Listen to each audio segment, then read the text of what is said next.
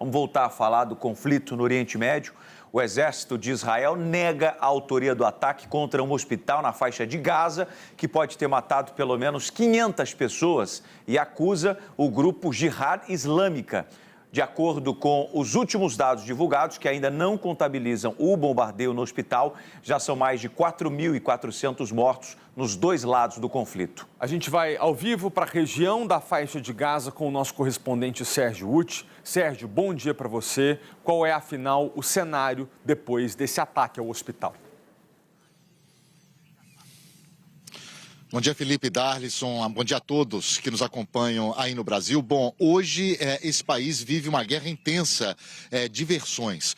Os israelenses estão muito seguros ao afirmar que não foram eles. Hoje, inclusive, o Ministério das Relações Exteriores, o governo israelense, divulgou um vídeo do que, segundo eles, é uma interceptação de uma conversa de integrantes do Hamas, em que eles falam sobre a explosão do hospital na cidade de Gaza. Nessa conversa, nessa suposta conversa gravada pelo governo israelense, eles se referem a um problema que houve no lançamento do foguete pela Jihad Islâmica, né, que é um grupo ainda mais radical do Hamas, que atua na faixa de Gaza, ao contrário do Hamas, não tem um braço político, atua apenas militarmente.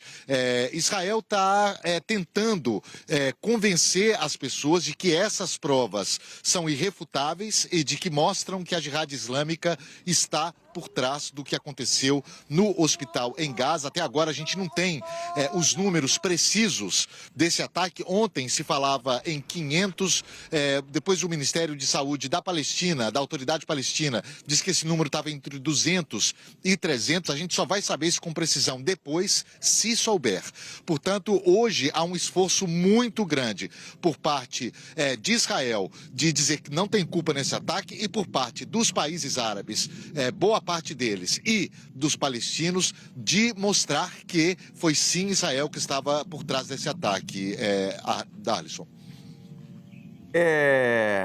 Tem um vídeo que eu acho que nós nem podemos colocar no ar, em que acontece uma espécie de coletiva de imprensa, não sei se o Sérgio teve a oportunidade de ver, em que alguns membros do Hamas, muitos profissionais de saúde, estão circundados de muitos corpos, de adultos, de muitas crianças, e aí eles se pronunciam, né, dizendo que aquele ataque que provocou aquelas mortes foi provocado por Israel, né? Dito isso, a gente deu a notícia de que o presidente dos Estados Unidos, Joe Biden, está em Tel Aviv e já se reuniu com o primeiro-ministro Benjamin Netanyahu de Israel. Como esse encontro está sendo visto por aí, meu amigo Sérgio Uti? Olha, o bombardeio desse hospital, ele mudou, né, teve o adiamento da reunião do Conselho de Segurança, ele mudou ali a mesa de negociações na diplomacia internacional. Essa viagem do Joe Biden, muitos tinham a esperança de que houvesse a possibilidade de terminar num acordo de cessar-fogo, ainda que temporário, né, para aliviar um pouco a situação catastrófica na faixa de Gaza. Essa missão ficou ainda mais difícil depois desse bombardeio no hospital. Óbvio, isso aumenta a pressão sobre Israel, também aumenta sobre o Hamas, para que haja ali um corredor humanitário, até para a saída de pessoas que estão ali na região de Rafah, perto do Egito, que precisam de usar aquela passagem, mas esse bombardeio do hospital mudou tudo.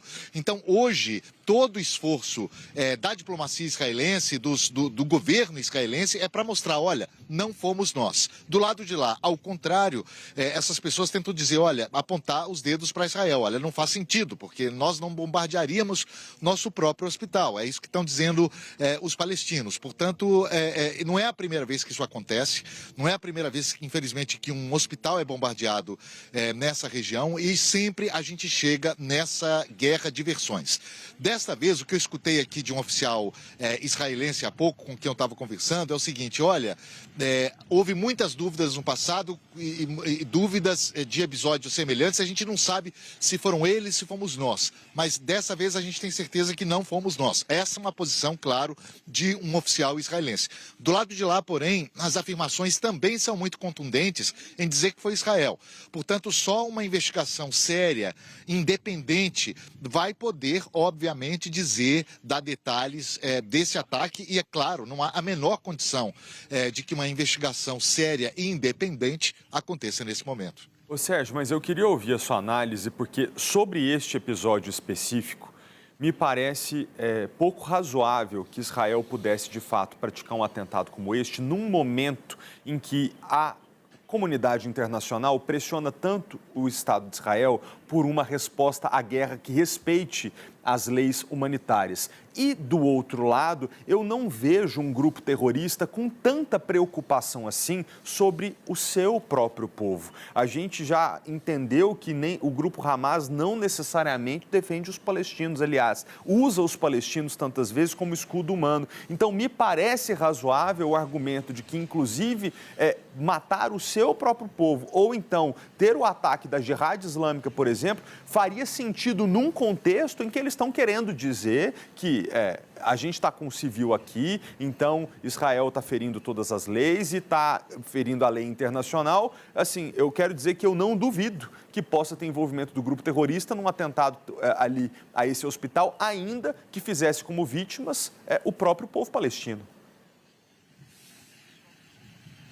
Bom, tem duas questões assim. Uma, não dá para descartar nenhuma hipótese.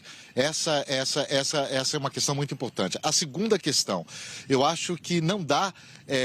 A gente, às vezes, os fatos parecem muito óbvios, como num primeiro momento pareceu muito óbvio que era um ataque israelense, porque Israel estava bombardeando a faixa de Gaza, mas nesses conflitos, nessas situações, as respostas nem sempre são muito simples, nem sempre são muito óbvias. Por isso eu falei aqui da necessidade de uma investigação independente, que, claro, não vai acontecer nesse momento, né? Os israelenses dizem, inclusive, que conseguem monitorar por drones, né? Por drones de observação, drones espiões, os vestígios do que, segundo eles, é o foguete usado pela Jihad Islâmica. Mas essa é a versão dos israelenses. Eles apresentam fotos, apresentam vídeos, apresentam essa interceptação de conversa telefônica, mas, como eu disse, parecem muito contundentes as provas que eles mostram, os indícios que eles mostram, mas a experiência diz que nessa hora a gente precisa ter muita cautela para chegar até uma conclusão. E essa conclusão, obviamente, ela só pode ser feita por uma investigação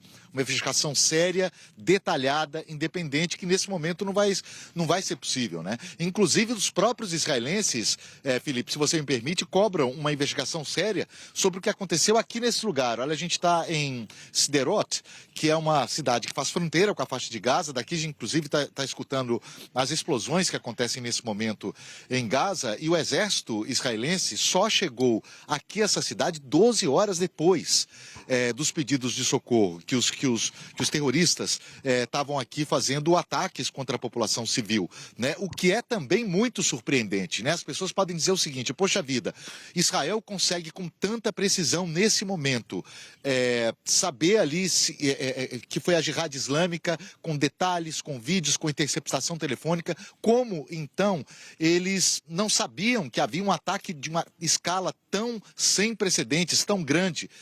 Como então eles não sabiam que esse ataque poderia acontecer em território israelense, né? Como aconteceu naquele sábado. Aqui, olha, não sei se o Felipe consegue mostrar, essa é uma área ainda bem sensível. Eu estou com cartuchos aqui de balas que foram usadas durante os ataques de sábado. Boa parte da população dessa cidade deixou Sderot, porque é uma região bastante sensível para ataques do Hamas, em função da proximidade com a faixa de Gaza. Portanto, tudo aqui ainda, as emoções ainda estão num nível muito alto, como não poderia deixar de ser.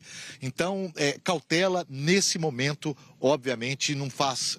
A gente tem que ter muita cautela para fazer essas afirmações. Agora, fato, verdade incontestável, é que houve um ataque horrível a um hospital, que é claramente um crime de guerra, né? Tem todos os indícios aí para ser um crime de guerra, mas quem está por trás desse crime de guerra, como eu disse e reforço aqui, só uma investigação séria e independente.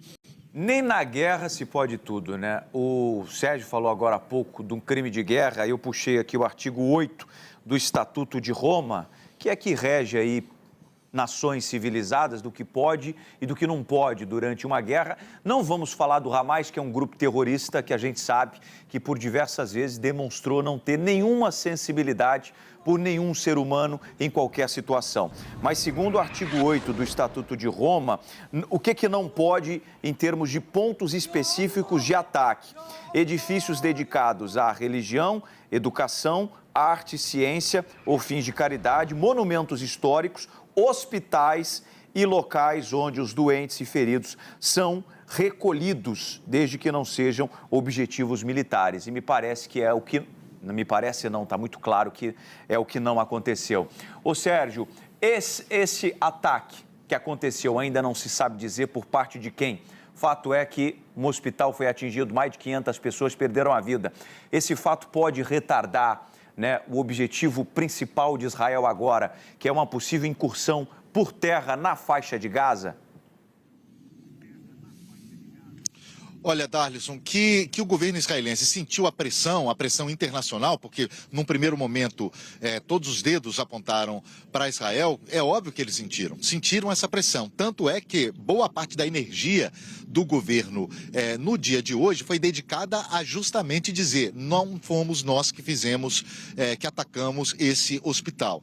Outra coisa é dizer qual será, se esse fato vai influenciar na decisão de Israel de continuar ou não bombardeando a faixa de Gaza. E ontem, além do hospital, tem que lembrar, assim, teve um bombardeio em Rafa, perto ali do Egito, da fronteira com o Egito, por onde estão saindo as pessoas que querem deixar a faixa de Gaza. A fronteira ainda está fechada, obviamente. Houve um bombardeio de uma escola das Nações Unidas, uma escola que era gerida, né, administrada pelas Nações Unidas. Portanto, é uma guerra de muitos capítulos absurdos, né? Um deles aconteceu aqui no território de Israel, né, quando houve aqueles ataques terroristas de sábado. Então, são tragédias atrás de tragédias e uma delas, provavelmente, vai ser uma incursão por terra. Isso também eu ouvi, trazendo aqui para vocês uma informação de bastidor, eu ouvi isso de um oficial israelense: olha, a gente vai ter que fazer isso, entendeu? Vão morrer,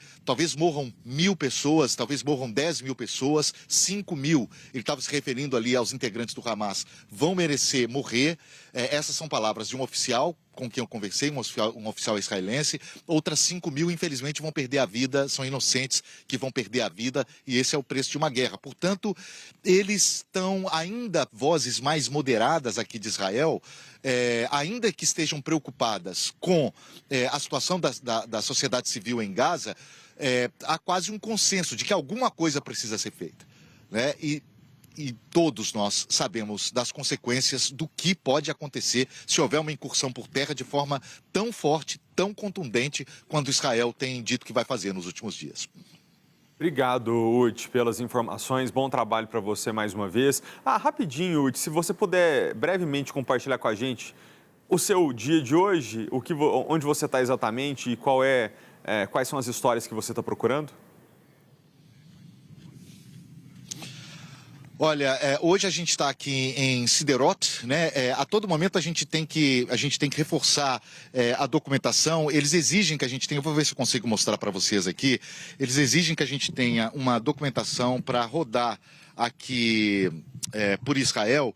E na pressa a gente não teve tempo de fazer isso, e só hoje eu tive tempo de fazer essa documentação, que é basicamente uma credencial para jornalistas que estão trabalhando aqui em Israel. Então, parte do dia a gente dedicou a essa burocracia. É uma burocracia, mas é uma burocracia importante, porque isso aqui identifica a gente junto aos militares israelenses para transitar em certas zonas. Resolvido isso, agora a gente está aqui em Sderot, que é uma cidade, não sei se vocês conseguem escutar os barulhos, a todo momento a gente escuta as explosões que acontecem na faixa de Gaza. Há essa iminência do que pode acontecer, que, por exemplo, durante a visita do presidente Joe Biden, os ataques vão ser reforçados, não vão reforçados. Então, é um elemento importante para construir a reportagem de hoje para o SBT Brasil.